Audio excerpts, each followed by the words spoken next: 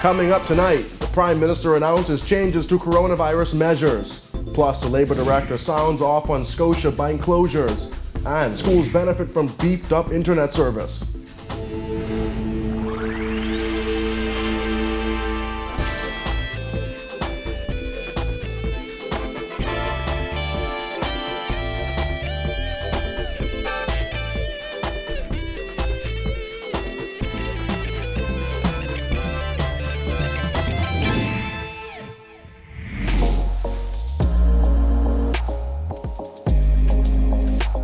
Our News is brought to you by Alive. Welcome to Our News and thanks for joining us. I'm Jared Higgs. Topping news tonight, Prime Minister Dr. Hubert Minnis has announced that the weekday curfew on New Providence and Grand Bahama has been moved from 8 p.m. to 7 p.m. In addition, Grand Bahama's 10 p.m. curfew will be 2 hours earlier, also at 8 p.m. Minnis made the announcement at a press conference this afternoon. Effective Friday, the 30th day of October, at 8 p.m. to 5 a.m., weekday curfew will apply to New Providence, Abaco, and to Grand Bahama. What that means is the curfew that presently exists in New Providence, commencing at 7 o'clock, will commence at 8 o'clock instead. And that in Grand Bahama, that commence at 10 o'clock, will likewise commence at 8 p.m. Health officials announced 67 new COVID-19 cases earlier today. Dr. Mercelin Dalregis noted that New Providence's cases have lowered, although the curve has not flattened. She pointed out that super spreader events on Grand Bahama have led to an increase in cases there. As a result, changes have been made to gatherings on that island. On Grand Bahama, weddings will now be limited to 10, not including the officiant. Also on Grand Bahama, funerals will now be limited to 10, and graveside only, not including the officiant and mortuary workers. Due to the increase in COVID-19 related activity on Eleuthera, Spanish Wells, and Harbour Island, the Ministry of Health will dispatch an emergency team to assess the situation, as was done previously in Bimini. Meanwhile, Abaco food stores can open on Saturdays, even though the 24-hour weekend curfew remains on that island and on New Providence. However, residents will be able to go to parks and beaches during the week. All beaches and parks on New Providence and Abaco may open effective Monday, November 2nd. That is Monday through Friday. The beaches will remain closed on Saturday and Sunday. Groups are limited to 5 individuals, and the COVID-19 enforcement unit will heavily monitor both beaches and parks. Scotiabank may have used the pandemic as an excuse to downsize, according to Acting Labour Director John Pinder. The bank released a statement yesterday saying 5 locations will be shut down over the next 4 months. Julian Gray reports. That announcement by Scotiabank came as no surprise to Acting Labour Director John Pinder, who said for years Scotiabank has been transferring work out of the country. It started off with a credit card, section of that bank being transferred to some other part of the Caribbean. It does not surprise me that this is happening, even though the pandemic is upon us. That may be a very good excuse for them to continue to transfer businesses out of the Bahamas to other parts of the Caribbean. Managing Director of Scotiabank Roger Archer said in a statement that they made the difficult decision to consolidate their operations to ensure the company's long-term viability. Abaco, Andros, Long Island, Exuma, and the company's Paradise Island branch will be closed down over the next 4 months. Pinder said banks have made lots of money from the Bahamas, and this is the time that they should have been there for Bahamians. Banks know that, so they exploit Bahamians and encourage you to borrow money, and we keep borrowing money and keep consolidating and doing it necessary. Now you need these banks to be there for you. They close down many of the branches. They make the customer service thing limited, that they just want you to deal with machines. And technically they're saying, we don't need you no more. So maybe the Bahamas government have to look at now issuing license to more Bahamians. The acting labor director said it hurts to know that more Bahamians will be out of a job, with the pandemic dealing a tough blow to many companies. Pinder said at least one other company has indicated that they may lay off staff. Just get information from American Airlines that they're about to lay off some people because they are down to, when they used to have, I think they say have 7 flights a day. They only get 3 flights a week now. As for Scotiabank, they say they'll be contacting affected customers and stakeholders in the coming months to ensure the transition is as seamless as possible, and will make every effort to minimize customer impact and preserve employment of affected staff. Reporting for Our News, I'm Jillian Gray.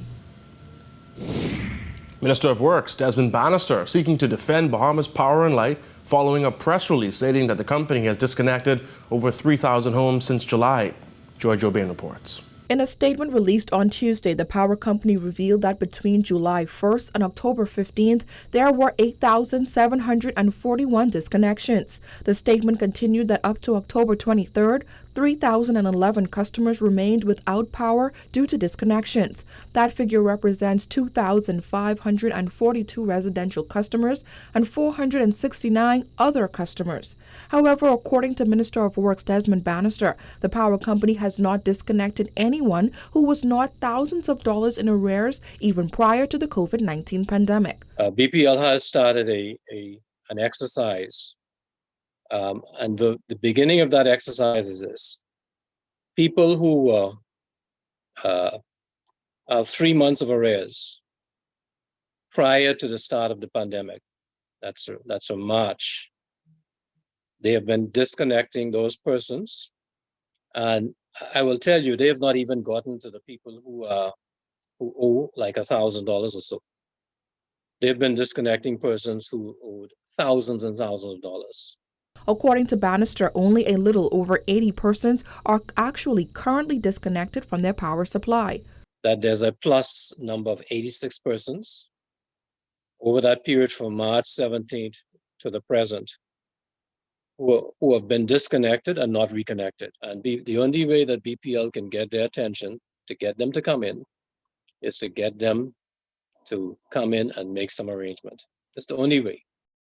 According to Bannister, the power company, which is normally $90 million to $100 million in arrears, has now seen that number grow, with hundreds of persons not able to pay their power bills.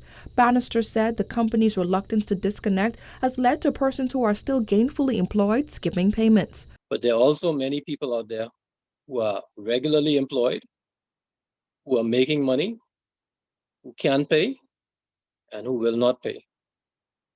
And when BPL's fuel bill comes due, if they don't pay it, they will not have power for anybody. It is not an entity where they can go to the Ministry of Finance and say, provide us with $8 million for our fuel, provide us with $10 million for our fuel. However, he assured customers that it only takes a visit to BPL to work out a payment plan and have their power reconnected. It's important to just come in and make arrangements with them, speak with them, make arrangements with them. I think they're going to take assurances from customers over a period of 12 months of payments. And I believe that the government is going to do something even more. Reporting for Our News, I'm Georgie O'Bain. Atlantis is expected to begin its phased opening before the end of the year. That's according to Acting Director of Labor John Pinder, who says the tourism industry, which has been at a virtual standstill for the last 7 months, is now moving in the right direction. This is very good news. Not surprised that Atlantis is taking some steps. I think Atlantis really wanted to try November, but they had some concerns coming from the bookings, is my information, as relates to quarantining. So now the government has come up with a better plan to accept visitors and they don't have to be quarantined. I think that's good news.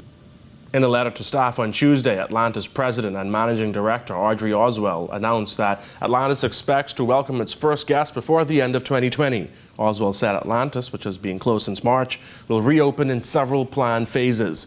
Pinder said other major hotels like Baha Mar are also looking to resume operations soon as well.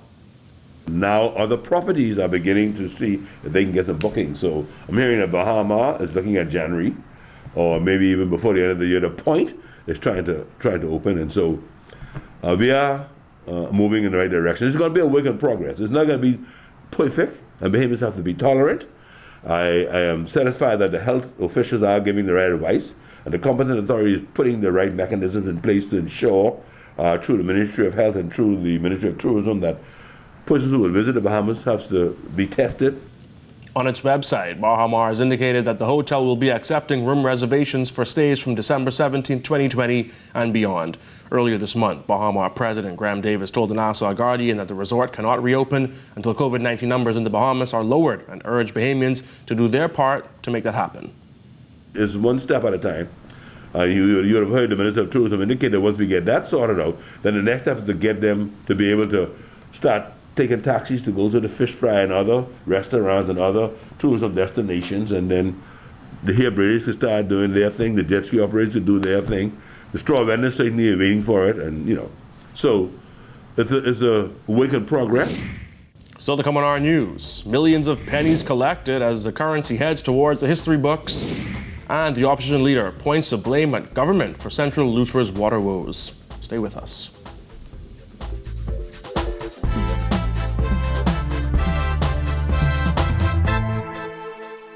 Every day, these men and women put their lives on the line in the most advanced tactical combat units available. They work in areas of conflict and struggle, providing law enforcement and life-saving exercises.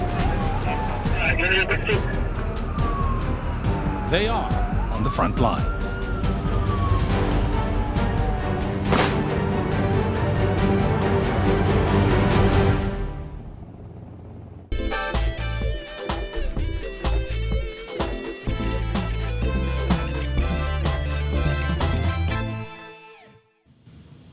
With just 65 days left before the penny is to be eliminated from the Bahamas' currency, a top central bank official says people are turning in their soon-to-be worthless coins at a rapid rate. In fact, over the last 4 weeks, more than 5 million pennies have been turned in at redemption sites across New Providence. Jasmine Brown reports. In just a matter of a few short weeks, the penny is set to lose its monetary value, and that has prompted thousands of Bahamians to cash in their coins, according to Central Bank of the Bahamas Currency Department Manager Jermaine Campbell. We've been averaging about 1.3 million pieces collected a week at the various locations, and we're now just operating with 3 days, but still maintaining that 1.3 million. So as at today, we're at around 5.4 million pieces collected. While they have so far collected more than 5 million pennies, Campbell says the bank estimates there are at least 200 million pennies in circulation to be collected. Last year, the Central Bank of the Bahamas announced that the penny would be eliminated from the Bahamas currency, while also announcing there would be a period when Bahamians could return their pennies to the bank for their value. Over the last 4 weeks, the bank has set up redemption sites at local super values across New Providence, where Campbell says the turnout has been much better than expected. The process has been going very well. Once they come to locations, they should bring a government-issued ID, and they should have their banking information. So we're not paying out any physical cash at any of the locations. So during this phase, we're weighing the coins, and once we would have weighed the coins, we would provide the customer with an estimated value that we would credit to their account. By the end of 2020, the Bahamian penny will no longer be accepted at the register, and by June 2021, banks will no longer cash in pennies. The removal of the coin will not have an effect on electronic payments, while cash payments will be rounded off to the nearest 5 cents. There should be no loss or gain greater than 2 cents in any case. And that's the simple outlook of it. So at the end of the day, whatever your final bill is, you shouldn't lose or gain more than 2 cents. The bank has said it could save $7 million over the next 10 years through the elimination of the penny. The last time pennies were manufactured was in 2015. Reporting for Our News, I'm Jasmine Brown. Progressive Liberal Party leader Philip Davis is blaming the Minnis administration for scores of Central Eleuthera residents that went days without running water in the midst of the COVID-19 pandemic. Bertie McDermott has that. Now, Davis said the political finger-pointing is unnecessary and a distraction from the real question, which is, did WSC pay its bill to the supplier? The question to the government is very simple. Did the Water and Sewage Corporation pay its bills to the water supplier? And if not, is the supplier justified in turning off the water supply for non-payment, just as the government has disconnected the water and power supplies to thousands of its customers for non-payment? Water and Sewage Chairman Adrian Gibson on Sunday told the Nassau Guardian the corporation was forced to get an injunction last Thursday after its water supplier in Central Eleuthera cut production because of a disagreement about arrears. Speaking in Parliament on Monday, Gibson condemned the actions as inhumane, especially during a pandemic. He explained that WSC paid the company roughly $4 million in payments for the year, adding that $700,000 was transferred to the water supplier days before the disconnection. That explanation not enough for the PLP leader, who said the disconnections could have compromised the health of many residents. The inconvenience caused to many businesses and the suffering of the people of Central Eleuthera, including a possible compromise to their personal health, are due in great part to the negligence of the government, who would rather engage in a public spat with a supplier rather than honor its contractual obligations. This is indeed regrettable. Gibson was also very critical of the contracts WSC signed under the first Christie administration. Davis, however, reasons that blaming others is irrelevant and will not solve the issue at hand. Utility customers. Between July and October, it was reported that the power supply to more than 8,700 BPL customers have been disconnected for non-payment. Reporting for Our News, I'm Berthany McDermott. When Our News comes back from the break, Cable Bahamas Business Solutions assisting on the education front. Find out how when we return.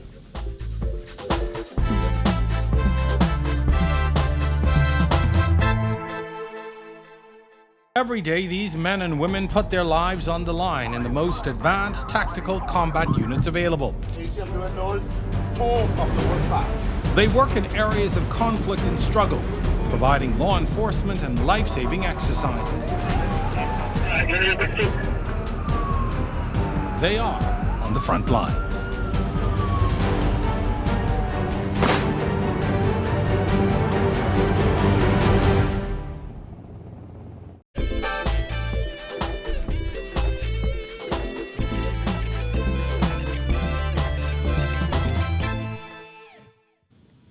Welcome back. It's been smooth sailing for the Catholic Board of Education's virtual learning platform, and that's due in part to the new fiber optic connection by Cable Bahamas Business Solutions. In this edition of Think Beyond, our Jillian Gray explores how the pandemic has caused educators to have to think outside the box. A blackboard and chalk may be the traditional teaching tools, but the pandemic has caused teachers to be a little more innovative. That means using a webcam and a laptop. And in order for these devices to work, they need connectivity. Virtual learning has been taking place for several weeks now, and Principal of St. Francis and Joseph, Tiffany Glass, said both their teachers and students have had to be innovative and versatile. It's thinking outside of the box, and it's also helping them to understand that education is more than paper and pencil. Education just looks at a wider realm of skills and activities. There are 370 students connected to the school's Google Classroom platform. First grade teacher Akila Ambrister said while her students had to get used to the virtual classroom, they have now settled into a routine. They come in the morning, it's just like we're in our regular classroom because we have our morning devotions, we have our breaks in between classes, and they're attentive. We play games, we sing, we dance, so it's just like being in the regular classroom. As an educator with 2 kids of her own, working from home was not easy as a small space confined them. Her solution has been for them to use her classroom to work and learn. Cable Bahamas Business Solutions outfitted this and 4 other Catholic schools with fiber optic connectivity, and teachers say that is working well, especially when teaching the younger kids. The Wi-Fi capabilities and the fact that we had to depend on it, it was very reliable, and it went through, we were able to do it seamlessly. We miss being in the classroom, but virtual, it's helping us a lot. And with the good connectivity, it's no problem. So I'm pleased to report that it's going well. As virtual learning may be around for a while, Delmaro Duncombe, head of small and medium business at Cable Bahamas Business Solutions, said their department is also about to roll out a new learning management software. People might be familiar with the likes of Google Classrooms, which is what they're using at this school. Some other schools I know are using Redica and other service platform providers. But our platform, Smart Term, provides a full solution. Not only is it a classroom solution for teachers and kids, but it's also a management tool to manage school fees, to manage attendance, and to manage anything that you would need to run a school virtually. The learning management software Smart Term can provide. Duncombe said the new connection in the Catholic schools made the Wi-Fi more robust, adding that many have also been coming in to upgrade their home services. Reporting for Our News, I'm Julian Gray. Coming up in sports, baseball has a new champion. It's a familiar city on top again.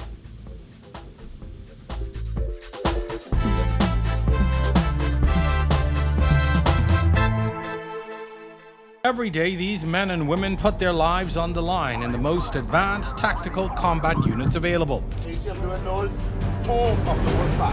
They work in areas of conflict and struggle, providing law enforcement and life-saving exercises. They are on the front lines.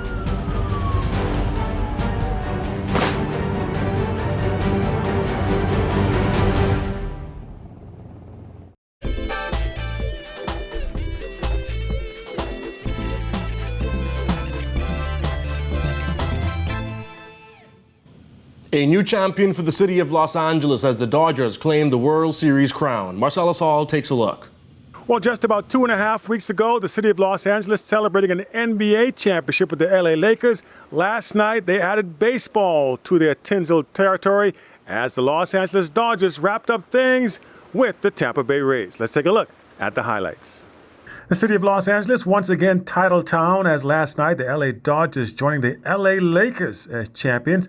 Dodgers capturing the Major League Baseball World Series title with a 3-1 victory in Game 6 of the World Series. Dodgers taking the series 4-2. Rays starting out well. Randy Arozarena drove a solo shot to right field for a quick 1-0 lead. That came in the top of the first inning. Blake Snell would keep the Dodgers hitters at bay until the 6th. That's when manager Kevin Cash took Snell out of the game after just 73 pitches. Move did not turn out well as the Dodgers' Mookie Betts and Corey Seager came up with hits to tie the game and then take the lead 2-1. Betts would add a home run to 8 to make it 3-1. That would be more than enough as Julio Reyes got the final 3 outs to close the door. Shortstop Corey Seager, he was named the series MVP. Dodgers third baseman Justin Turner, who was confirmed positive for COVID-19, was taken from the game but celebrated on the field with teammates afterwards, sparking some controversy. So the championship road continues for the city of Los Angeles. We'll see whether or not they can add a football title as the LA Rams are still playing pretty well. Meanwhile, that's it for us. Reporting for Our News, I'm Marcellus Hall. Thanks, Marcellus. Well, now it's time for a check on your extended weather forecast. Greg. Thanks again, Jared. In our second look at weather brought to you tonight by Grand Bahama Power Company. Nice conditions across the islands. High pressure remains in charge with some dry air mass moving across our area. That will continue for the next couple of days.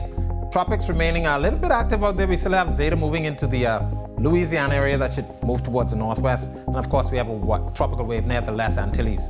Your boating forecast for all areas tonight through tomorrow. Your winds will be out of the east to southeast at 15 knots with some higher gusts. Seas running 4 to 7 feet over the ocean. Low tide will be at 12:58 in the morning. Here's a look now at your national forecast.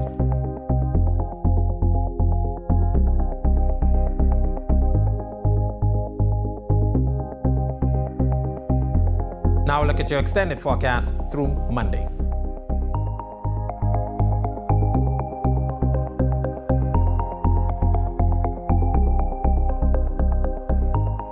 That's a look at our weather. Have a safe and great night, everyone.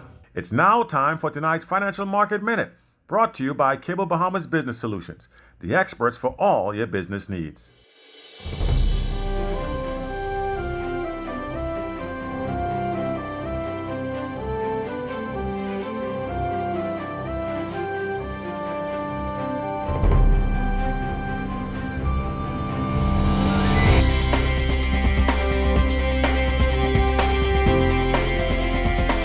This has been your Financial Market Minute. Cable Bahamas Business Solutions, giving you trusted solutions that work for you and your business. Contact us today. Thank you for joining us for Our News Tonight. To catch our news on the go, download the RevGo Play app. On behalf of the entire news team, I'm Jared Higgs. Have a beautiful evening, Bahamas.